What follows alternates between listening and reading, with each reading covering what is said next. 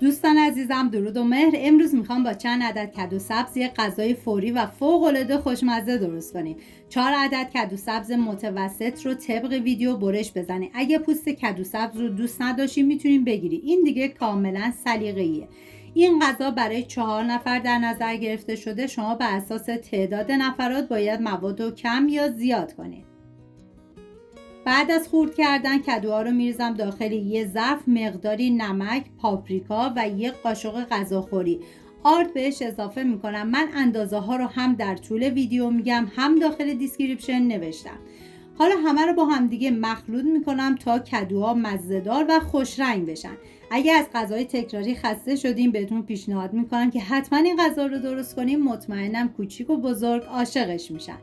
داخل تابه 2 الی 3 قاشق غذاخوری روغن بریزید. سعی کنید که از روغن زیادی اصلا استفاده نکنید.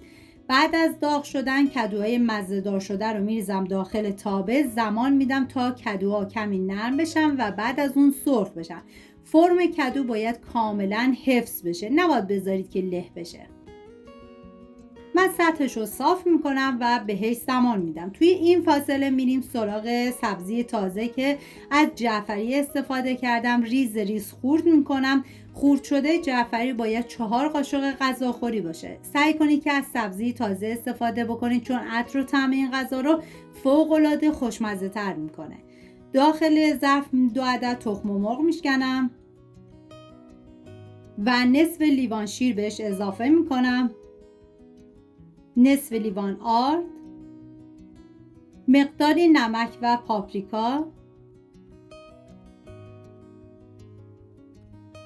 و جعفری خورد شده. هم میزنم تا همه مواد با هم دیگه مخلوط و یک دست بشن.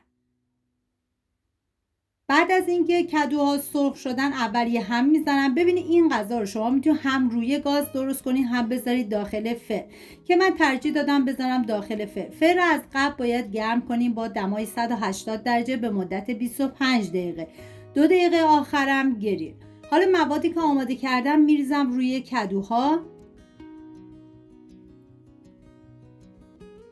واقعا یه غذای عالی و فوق العاده خوشمزه.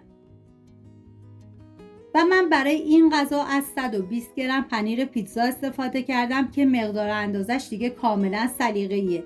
شما میتونید پنیر پیتزای بیشتر یا کمتری استفاده کنید.